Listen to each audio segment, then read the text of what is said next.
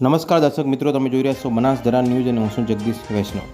આજે પવિત્ર એવો શ્રાવણ માસનો છેલ્લો સોમવાર અને શ્રાવણ માસ પૂરો થતો હોવાથી થરાદ તાલુકાના બેવટા ગામે પશુપતિનાથ મહાદેવના મંદિરે હવન કરવામાં આવ્યો હતો, જેમાં વિષ્ણુ મહારાજ તેમજ પટેલ ચેલાભાઈ, પટેલ નરસિંહભાઈ, પટેલ લાલજીભાઈ, પટેલ જીવાભાઈ, પટેલ મોતીભાઈ, સુથાર બાબુલાલ અને તેમજ ગામના આગેવાનો અને મહિલાઓ મોટી સંખ્યામાં હાજર રહ્યા હતા અને ભાગ લીધો હતો।